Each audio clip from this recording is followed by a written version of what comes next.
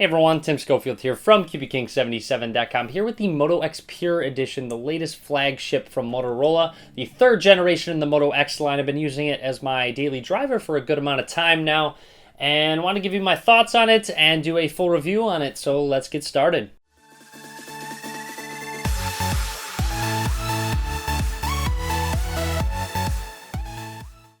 Now, the Moto X Pure Edition is actually going to run you $399 for the base model, and that is completely customized by you through Moto Maker, where you can customize back colors, accents, even back style as well.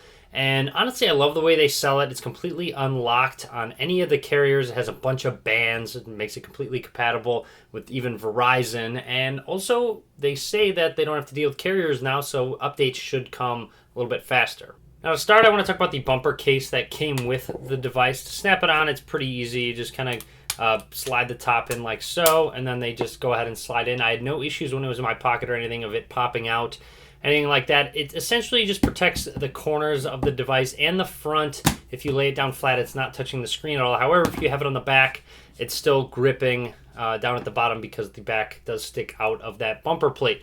Now up at the top here, you'll see a nice cutout for the headphone jack. I've had no issues with third-party headphones. I use multiple. However, on the bottom with the charging slot, unless you're using the Motorola one, some third-party chargers won't actually completely go in, so you cannot use them to charge while the bumper plate is on. Let's talk about the design. First of all, Moto Maker can't say enough great things about. On the back of the device, you have a bit of a texture if you get the rubberized back, which gives it more of a water-resistant feel as well. Sometimes dirt does get inside of it, but it's very easy to just kind of rub the dirt out of the crevice inside of it. And then you'll see a little Motorola dimple, which is nice when kind of holding onto the device. You have LED flash and a 21 megapixel camera. More on that in just a second. Down at the bottom of the device, all you have is that micro USB 2.0 slot. Also make note of kind of how the speakers do stick out just a little bit. Now up at the top here, you got a 3.5 millimeter headphone jack. And then here's a slot. This slot couples as not only a SIM card slot, but also a micro SD card slot, expandable up to 128 gigabytes. On the left side of the device, absolutely no buttons, and then your buttons are actually on the right side here, and they're actually different. The two volume rockers below the volume rocker actually has some texture to it, where you can feel it when you scrape your fingernail along it, and then the volume rockers are actually smooth. On my particular unit, it actually has a bit of a defect where if I press on the bottom of the power button, it works just fine. However, when I press on the top of it, it actually is extremely difficult to press in. I've not seen any reports of this, so this is just a single unit issue, so do not worry about this with yours. Now, along with those front-facing speakers, you got two sensors in the bottom right and bottom left, and then up at the top you got more sensors. You have a 5 megapixel front-facing camera along with an LED flash. I'll talk about that when I talk about the camera. Overall, Motorola went with a curved design, which fits nicely in your hand. It's a little bit thick and also has a bit of weight to it, so be ready for that. Turning the display on, and the bezels are actually pretty small. It's noticeable when you do look at it. It has a 5.7-inch display. It's 1440 by 2560. IPS TFT LCD, protected by Gorilla Glass 3. And overall, it's a really great display. I don't like it as much as the Note 5 or the S6. When you're out in direct sunlight, it's not the greatest. It's also not bad by any means. I just prefer it to get a little bit brighter.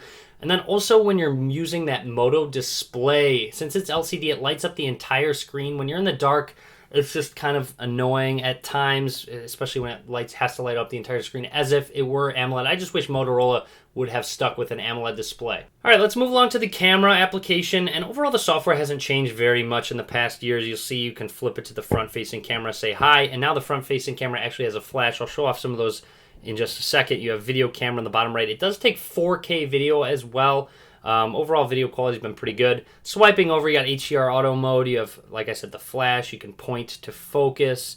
Video camera. And I mean, nothing too crazy out of the ordinary when that. Let's see if we want to take a quick picture. Let's go ahead and load it up. And shutter speed's very quick. Doesn't take long to focus at all, and I've been pretty pleased with the camera. In bright light situations, it's been fantastic. In dark light situations, it could be a little bit better. So swiping over, let me show you guys. Here's a selfie I took in the dark. So this is a dark selfie that I took, and then here's with the flash on. So you'll see it does a very good job, and that's what it's meant for. I don't think it's meant for in somewhat dim situations where you can kind of see your face, but when you are in really dark situations like this, That's a significant difference. However, if you're in Snapchat or other applications, they don't utilize this specific flash because pretty much no camera has it.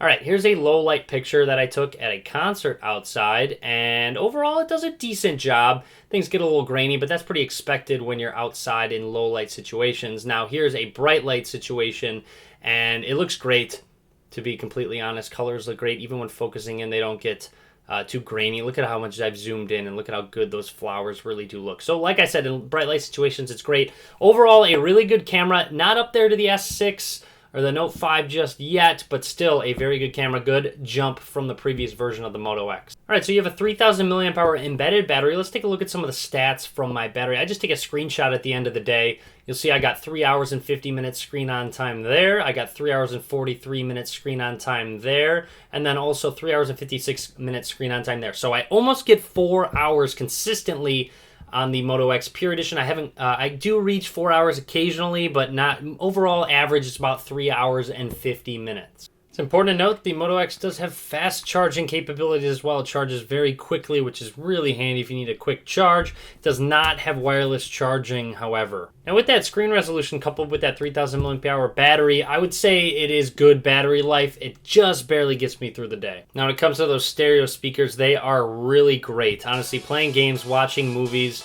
it's fantastic. They get so loud. I always listen to music on my phone. I'm in the shower too, and it's noticeably louder than most other phones.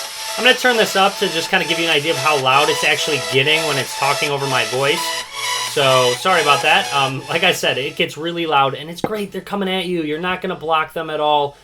Fantastic job, Motorola, with these front-facing speakers. Let's talk about performance. So you have a 1.8 gigahertz Snapdragon 808 processor, so they want the 808 instead of the 810. You have 3 gigabytes of RAM as well, including that with the software, how slimmed down the software is. It's overall very smooth when playing games, anything like that. Any intensive apps, it does a good job at handling them. Occasionally when I'm multitasking and going and opening in apps, it does a quick stutter and doesn't open as smoothly as I'd like it to. It's not all the time, it's occasional, but it does happen, and I don't think it really should happen. It's not a deal breaker for me though. When it comes to software in the Moto X Pure Edition, it is pretty pure. It's not completely pure vanilla Android. However, it does include the Google Now launcher as your default. It only comes with 4x4 in the, I guess, main home screen area, and of course you've got 5 icons down at the bottom. But when you pull down the status bar, etc., you'll see completely stock. You got a little flashlight right there going into the settings as well. It's really no theming options other than your background. I mean, when it comes to accent colors or anything like that, or icons as well. Now, what makes it different is some of the options that you have. So you saw me say, okay, Moto X right there, which is going to activate it, which I didn't mean to do. We also have actions here, or assist, where you can set a time when sleeping and the display is going to stay off. You can add a place or activity when driving in a meeting. You also have actions, so it reacts to motion. Now, only one of these I've had a bit of an issue with. Approach from Moto Display, my favorite one by far. It's so handy. The screen will light up this display if you get a notification. Okay, so you'll see I just got an email, which I sent to myself actually. So you'll see a test.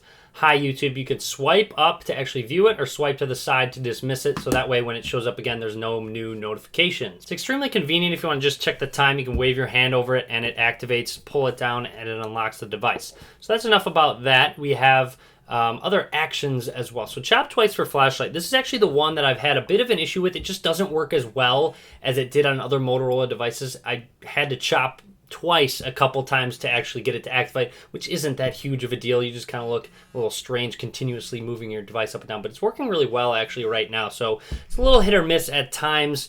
No big deal. And then you have lift for Moto Voice. You can lift it up to your ear to use that Moto Voice instead of having to say it out loud, okay, Moto, etc. And then twist for quick capture. We can do this. It vibrates and says, hey, take a quick picture. And that's a really convenient one. And none of these activate without you meaning to activate them. So they work how they should, which is the reason why Motorola does a great job with their software. Now, we already talked about Moto Voice, and then also display. You can customize certain things if you want it to vibrate, wake the screen when a notification arrives, etc.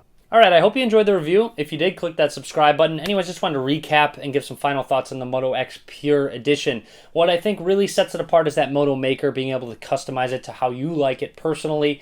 It has a great display. Camera is Definitely a lot better than it has been. Motorola, good job at that. It's not completely up there. It's not number one, but it still is a really great camera. You're going to be able to just point and shoot, even in low light situations, and be happy with the result. Now, adding those on to pretty good battery life, along with the more vanilla Android experience, which I like a lot, and their customizations to the operating system.